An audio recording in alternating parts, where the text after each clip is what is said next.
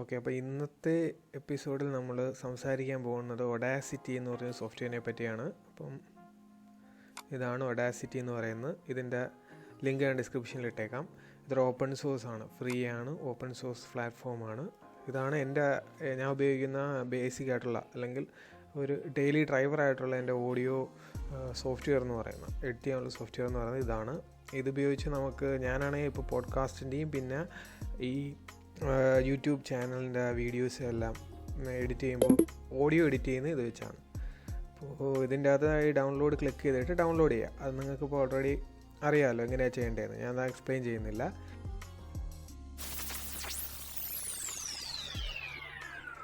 എന്തായാലും ഇതിൻ്റെ അകത്ത് ഇപ്പോൾ തന്നെ നമുക്ക് ഒരു ടെസ്റ്റായിട്ട് റെക്കോർഡ് ചെയ്യാം.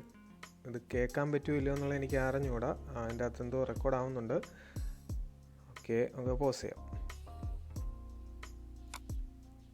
പ്ലേ ചെയ്ത് നോക്കാം. ഇത് കേൾക്കാൻ പറ്റുമോ ഇല്ലയോ എന്നുള്ളത് എനിക്ക് അറിഞ്ഞുകൂടാ. അതിൻ്റെ അകത്ത് എന്തോ റെക്കോർഡ് ആവുന്നുണ്ട്.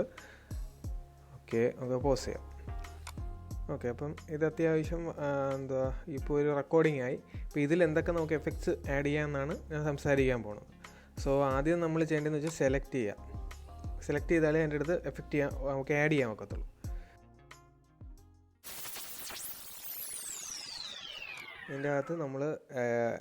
ഇതിൻ്റെ അകത്ത് ഞാൻ ഉപയോഗിക്കുന്ന ഏതൊക്കെയെന്ന് വെച്ച് കഴിഞ്ഞാൽ ആംപ്ലിഫൈ ഉപയോഗിക്കും, ചേഞ്ച് ഇൻ സ്പീഡോ ടെമ്പോയോ, അത് ഡിപ്പെൻഡ് ചെയ്യും സിറ്റുവേഷൻ അനുസരിച്ച്. പിന്നെ ഞാൻ ഉപയോഗിക്കുന്നതെന്ന് വെച്ച് കഴിഞ്ഞാൽ ട്രാങ്കേറ്റ് സൈലൻസ് എന്ന് പറഞ്ഞുള്ള. അപ്പോൾ ഇത്രയും കാര്യങ്ങളുണ്ടെന്നുണ്ടെങ്കിൽ അത്യാവശ്യം നമുക്ക് ഒരു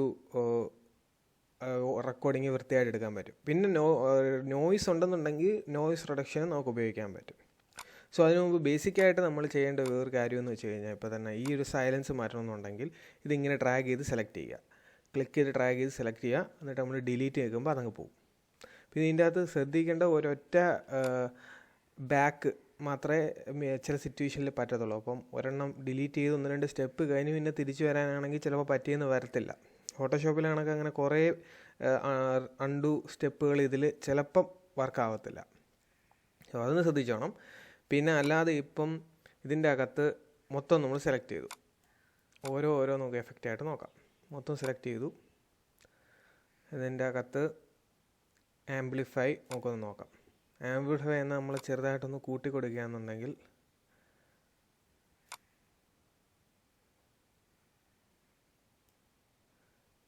പ്രിവ്യൂ ചെയ്ത് നോക്കാം. ഇത് കേൾക്കാൻ പറ്റുമോ ഇല്ലയോ എന്നുള്ളത് എനിക്ക് അറിഞ്ഞുകൂടാ.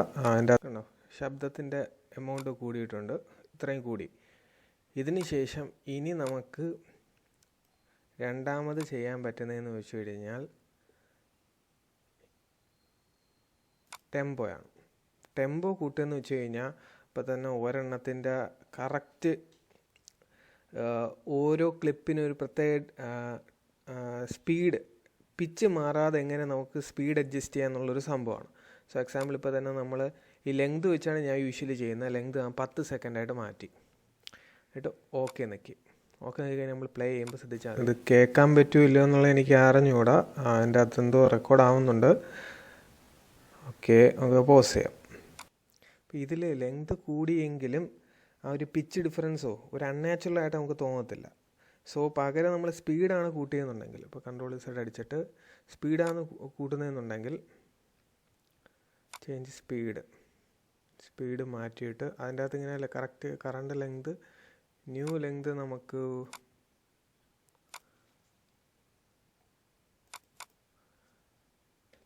10 ആക്കാം. ഇത് കേൾക്കാൻ പറ്റുമല്ലോ എന്നുള്ളത് എനിക്ക് അറിഞ്ഞു. കണ്ടോ ആ വ്യത്യാസം? ഇപ്പോൾ ഞാൻ വെച്ചുതരാം. കണ്ടോ ഇത് കേൾക്കാൻ പറ്റുമല്ലോ എന്നുള്ളത് എനിക്ക് അറിഞ്ഞുകൂടാ. അതിൻ്റെ അകത്ത് എന്തോ റെക്കോർഡ് ആവും. ഇതാണ് ഇതിൻ്റെ ഒരു വ്യത്യാസം എന്ന് പറയുന്നത്. സോ ഞാൻ യൂഷ്വലി ഈ ടെമ്പോ ആണ് യൂസ് ചെയ്യുന്നത്, ചേഞ്ച് ടെമ്പോ ആണ് സ്പീഡ് അല്ലെങ്കിൽ ആ ഒരു ഡ്യൂറേഷൻ അഡ്ജസ്റ്റ് ചെയ്യാൻ വേണ്ടി ഉപയോഗിക്കുന്നത്. പിന്നെ ഇതിൻ്റെ അകത്ത് വേറെ വരുന്നതെന്ന് വെച്ച് കഴിഞ്ഞാൽ ഈ ഒരു നോയ്സ് റിഡക്ഷൻ. അതിപ്പം ഇതിൻ്റെ അകത്ത് നമുക്ക് ഈ ഒരു ഭാഗത്ത് നോയ്സ് വലുതായിട്ടില്ല എന്നുള്ളത് കൊണ്ട് അല്പം ബുദ്ധിമുട്ടാണ്. യൂഷ്വലി നോയ്സ് ഉള്ളപ്പോഴേ നമുക്കങ്ങനെ ചെയ്യാൻ ഒക്കത്തുള്ളൂ. ഓക്കെ, നമുക്കൊന്ന് നോക്കാം. സെലക്ട് ചെയ്തിട്ട്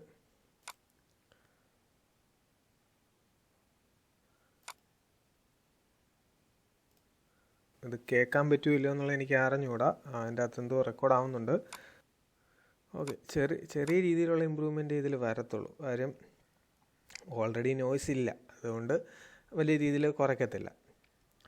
പിന്നെ ഇത് കേൾക്കാൻ പറ്റും, ചെറിയതായിട്ടൊരു നോയ്സ് ഉണ്ടല്ലോ, ആ നോയ്സ് അങ്ങ് പോയി കിട്ടും, അത്രേ ഉള്ളൂ. പിന്നെ ഇതിന് ശേഷം നമ്മൾ ഉപയോഗിക്കുന്നതെന്ന് വെച്ച് കഴിഞ്ഞാൽ ട്രങ്കേറ്റ് സൈലൻസ് ആണ്. ഓക്കെ, സെലക്ട് ചെയ്തിട്ട് ട്രങ്കേറ്റ് സൈലൻസ്. ഇത് വളരെ യൂസ്ഫുള്ളാണ്. എനിക്ക് ചില സിറ്റുവേഷനിൽ വർക്ക് ആകത്തുള്ളൂ. അപ്പോൾ തന്നെ റിവ്യൂ ചെയ്ത് നോക്കാം. ഇത് കേൾക്കാൻ പറ്റുമോ ഇല്ലയോ എന്നുള്ളത് എനിക്ക് അറിഞ്ഞുകൂടാ. അതിൻ്റെ അകത്ത് എന്തോ റെക്കോർഡ് ആവുന്നുണ്ട്. ഓക്കെ, നമുക്ക് പോസ് ചെയ്യാം. ഓക്കെ നോക്കിക്കഴിഞ്ഞാൽ കണ്ടോ, ആ പോസ് അങ്ങ് പോയി കിട്ടും. ഇത് ഭയങ്കര യൂസ്ഫുള്ളാണ്. പോഡ്കാസ്റ്റ് ചെയ്യുന്നവർക്ക് അത് ഭയങ്കര യൂസ്ഫുൾ ആയിട്ടുള്ളൊരു കാര്യമാണ്. കാരണം യൂഷ്വലി നമ്മൾ ഓരോ വട്ടവും സംസാരിച്ചിട്ട് പോസ് ചെയ്യുമ്പം അത് ഓരോന്നായിട്ട് സെലക്ട് ചെയ്ത് ഡിലീറ്റ് ചെയ്യണം. ഒരു എപ്പിസോഡ് റെക്കോർഡ് ചെയ്യുന്നതിൻ്റെ അത്ര തന്നെ ടൈം എടുക്കും ഇത് ചെയ്യാൻ.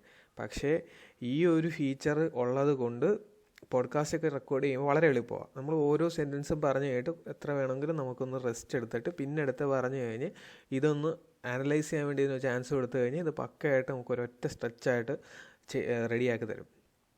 സോ ഇത്രയാണ് ഞാൻ യൂഷ്വലി ഉപയോഗിക്കുന്നത്. പിന്നെ വേറെ വല്ല ടൂൾസും ഉണ്ടോ എന്ന് ഞാൻ നോക്കട്ടെ, വിട്ടുപോയ വല്ലതും ഉണ്ടോ എന്ന്. ഇതിൻ്റെ അത് വേറെ ഒന്നുമില്ല. ഫെയ്ഡിനും ഫെയ്ഡ് ഔട്ടും സാധാരണ ഉള്ള കണക്ക് തന്നെ തുടക്കം അവസാനം ഒന്ന് ആ സൗണ്ട് ഒന്ന് കൂട്ടി കുറച്ചെടുത്ത് തരും. പിന്നെ ഇതിൻ്റെ അകത്ത് നോർമലൈസ് എന്ന് പറഞ്ഞുകൊണ്ട് അത് യൂസ് ചെയ്യുന്നതെന്ന് വെച്ച് കഴിഞ്ഞാൽ ഈ പീക്ക് ഉണ്ടല്ലോ, മുകളിൽ ആ പീക്കുകളൊന്ന് ലെവലാക്കി കൊണ്ടുവരിക എന്നുള്ളതാണ്. ഇതിപ്പം നോർമലൈസ് ചെയ്യുമ്പോൾ ആ പീക്കും ട്രഫും തമ്മിലുള്ള ആ ഒരു ഡിസ്റ്റൻസ് ഒന്ന് റെഡിയാക്കി എടുക്കും. ഇത് കേൾക്കാൻ പറ്റുമോ ഇല്ലയോ എന്നുള്ളത് എനിക്ക് അറിഞ്ഞുകൂടാ. അതിൻ്റെ അകത്ത് എന്തോ റെക്കോർഡ് ആവുന്നുണ്ട്. ഓക്കെ, നമുക്ക് പോസ് ചെയ്യാം. ഇതിലെന്ന് വെച്ച് കഴിഞ്ഞാൽ ഇപ്പം ആ ഒരു ഹൈറ്റ് ഉണ്ടല്ലോ, ലൗഡ്നെസ് കൂടിയും നല്ല ഒച്ചത്തിൽ സംസാരിക്കുന്നേ പയ്യെ സംസാരിക്കുന്നേ, ആ ഗ്യാപ്പ് ഒന്ന് കുറയ്ക്കും, അത്രേ ഉള്ളൂ. അതാണ് ഈ നോർമലൈസ് എന്ന് പറയുന്നത്. സോ വേറെ അങ്ങനെ ഇതിൻ്റെ അകത്ത് പ്രത്യേകിച്ച് എടുത്തു പറയാനായിട്ട് പുതിയതായിട്ടൊന്നുമില്ല. ബാക്കിയുള്ളതെല്ലാം അല്പം കൂടെ അഡ്വാൻസ്ഡ് ആയിട്ടുള്ള കാര്യങ്ങളാണ്. അപ്പോൾ ഇത്രയും കാര്യങ്ങൾ ഇതിൻ്റെ അകത്ത് യൂസ് ചെയ്യാൻ അറിയാമെന്നുണ്ടെങ്കിൽ അത്യാവശ്യം വൃത്തിയായിട്ടൊരു പോഡ്കാസ്റ്റ് ഉണ്ടാക്കാൻ പറ്റും.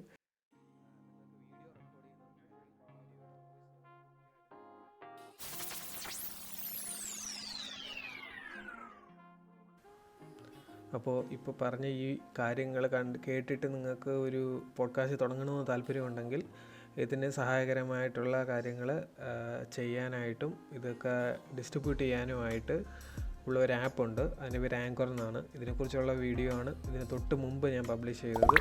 അത് വേണമെന്നുണ്ടെങ്കിൽ ഞാൻ ബട്ടൺ ഇപ്പം സെറ്റ് ചെയ്ത് വയ്ക്കാം. അല്ലാതെ നിങ്ങൾക്ക് ഇതിനെക്കുറിച്ചുള്ള ഒരു കമ്മ്യൂണിറ്റി ആവശ്യമുണ്ടെന്നുണ്ടെങ്കിൽ കമൻറ്റ് സെക്ഷനിൽ അത് നിങ്ങളൊന്ന് പറഞ്ഞാൽ മതി. ഇപ്പോൾ ഇതിൻ്റെ ക്രിയേറ്റേഴ്സിനെ മലയാളത്തിൽ എന്നൊക്കെ പോഡ്കാസ്റ്റ് ചെയ്യുന്നവരുടെ ഒരു കമ്മ്യൂണിറ്റി ഉണ്ട്. മാത്രമല്ല ഡിസ്ട്രിബ്യൂട്ട് ചെയ്യാനായിട്ടൊരു ചാനൽ ഞങ്ങൾ തുടങ്ങിയിട്ടുണ്ട് ടെലഗ്രാമിൽ. സോ അതിലോട്ടൊക്കെ നമുക്ക് ആഡ് ചെയ്യാൻ പറ്റും. സോ ഒന്ന് കമൻറ്റ് സെക്ഷനിൽ പറഞ്ഞാൽ മതി. ഓക്കെ, നിങ്ങൾക്ക് എന്തായാലും ഈ വീഡിയോ ഇഷ്ടപ്പെട്ടെന്ന് വിചാരിക്കുന്നു. അടുത്ത വീഡിയോയിൽ കാണാം.